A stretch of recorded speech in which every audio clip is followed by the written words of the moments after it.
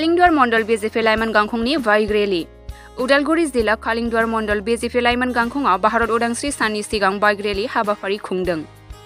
फैगौ 15 आगस्ट 2024 मायथाइयाव फालिनो गोनां 78थि भारत उदांस्रि साननि सिगां दिनै भारतनि नोगोरारिफोरखौ फोजाखांनो लोगोसे फैगौ 15 आगस्ट भारत उदांस्रि सानखौ फालिनाय थांखिजों भारत हादोरखौ रैखाथि मोननाय थांखिजों बाइक रेली हाबाफारि लादों।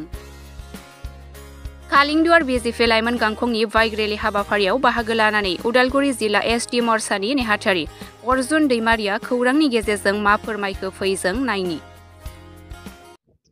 गिबियावनो बयनिसिमबो 78थि भारत उदांस्रि साननि बयनिसिमबो गोजोन हामलायनाय बावहरनाय थाबाय नायगिरि बिथांमोननिसिम।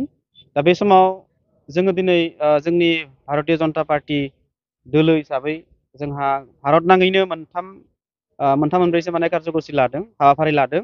बिनिनो प्रथम हाबाफारि गिबिसिन हाबाफारि दिनै बाइक रेली आरो बे बाइक रेलीयाव जोंनि मात्र भारतनि फिरफिलाखौ लानाय जादों। बेयाव खुनु भारतनि गुबुन दोलोनि फिरफिलाखौ बाहायनाय जायाखै।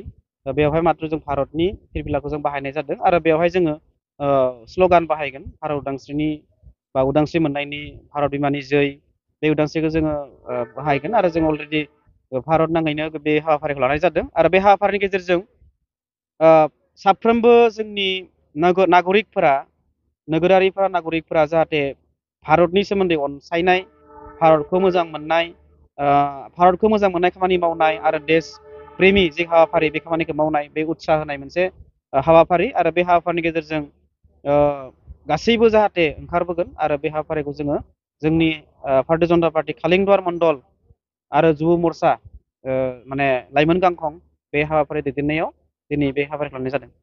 दिनै जिहेतु जायगा नैबे जालुकबारि बबे जायगासिम फैदों?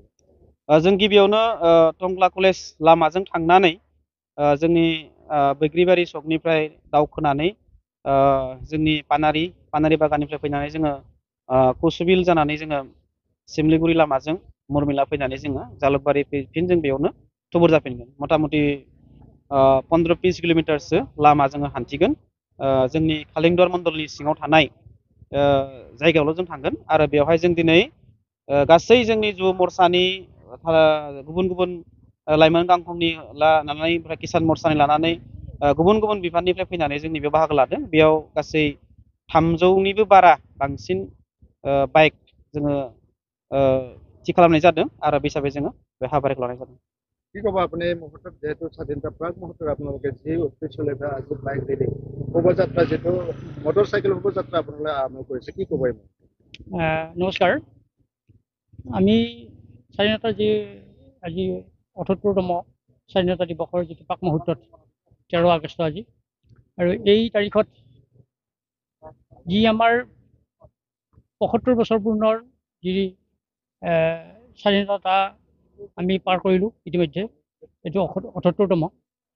এই মুহূৰ্তত যাতে আমাৰ ভাৰতীয় নাগৰিক হিচাপে আমি গৌৰৱ অনুভৱ কৰিছোঁ আৰু আমাৰ যি আগন্তুক দিন, এই দিনসমূহ যাতে আমি আৰু উন্নতি কৰিব পাৰোঁ, সেয়ে আমাৰ ভাৰতবৰ্ষক এখন ৰাষ্ট্ৰৰ গুৰু হিচাপে